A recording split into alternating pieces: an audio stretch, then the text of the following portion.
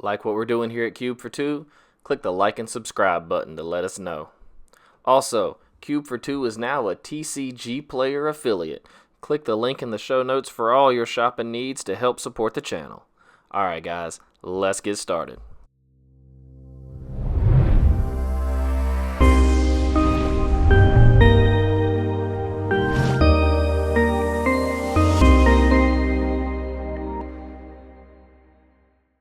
What's good, Cubers? It's your boy Matt, and back by popular request, we got a Card of the Week video. And I know what you're thinking, Matt, you got some spicy new tech from Theros? Maybe some spoiler stuff from Ikoria. Matt, you going back to Eldraine yet again? Nope, I'm bringing you some spicy new tech that I've been trying in my cube, and I'm super impressed with it, and that is Ob Nixilis of the Black Oath. For 3 and double black, you get a Planeswalker Nixilis with 3 starting loyalty. +2, each opponent loses 1 life, you gain a life equal to the life lost this way, which means this isn't multiplayer, you're going to be gaining 1. -2, put a 5/5 black demon creature token with flying onto the battlefield, you lose 2 life. And then -8, you get an emblem with pay 1 and a black, sacrifice a creature, gain X life, draw X cards, where X is the sacrifice creature's power. Ob Nixilis, the Black Oath, can be your commander. Now the last 2 lines of text on this card are flavor text. We're not worried about the -8 emblem, and we're not worried about him being our commander, obviously. The thing that makes this card really awesome is actually it's all in the -2. -2, put a 5/5 black demon creature token with flying onto the battlefield, you lose 2 life. So let's take a minute and look at the 5 drops that black is playing right now, because this card fits best in like the top end or middle of a mid-range deck or as a control finisher. So let's look at what we already got going on in black, shall we? First up, we've got Doom Whisperer. That's classic. He's been around since Guilds of Ravnica. People are playing him all over the place. My love goes out to God Eternal Bantu and Shriek Maw. Although, let's be honest, Shriek Maw isn't really a 5-drop. We're really just playing to evoke him and maybe do some recursion things with him. So we're going to get rid of Shriek Maw and instead, Custody Lich. That's a 5-drop creature that people play. I don't really like Custody Lich. He's a fun card, don't get me wrong. Custody Lich Monarch is a fun mechanic, but I don't think he is as straight powerful as other creatures we could be playing, and I've noticed that Edict effects, the sacrifice effect, have become noticeably underpowered in Cube, as so many cards just seem to make tokens.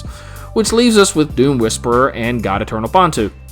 I have noticed a significant increase in the removal efficiency inside my cube, and that frequently Doom Whisperer gets played and then he gets killed, and you use that surveil to try and get some value before he dies.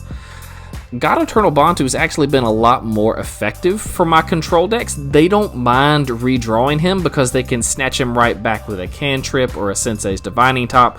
They can get back to their God Eternal Bantu and recast him pretty quickly, sometimes the turn right after he got killed and stuck 3 deep. So I'm cool with him, but Doom Whisperer's been breaking my heart lately, and so I decided to playtest something off the advice of my boy Zolthux, and he said I should try Ob Nixilis the Black Oath. And you know what? Card is better than Dees. Here's the thing, Ob Nixilis plays very similar to Mu Yanling, making a demon every other turn.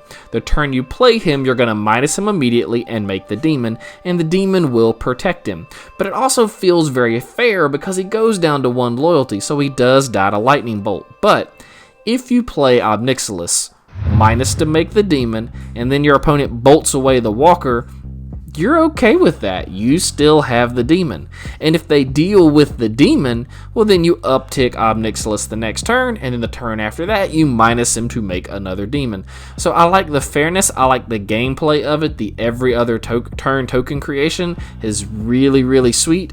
And he's much harder to just go for the throat, Swords to Plowshares, Path to Exile. He's much harder to deal with on that vein, giving my control decks a finisher that they can count on, and my mid-range decks a card that says, hey, deal with me or lose. So I've been really impressed with Ob Nixilis of the Black Oath, and I just thought I would share in a nice little short video.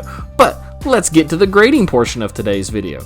Ob Nixilis the Black Oath, is he a cube staple?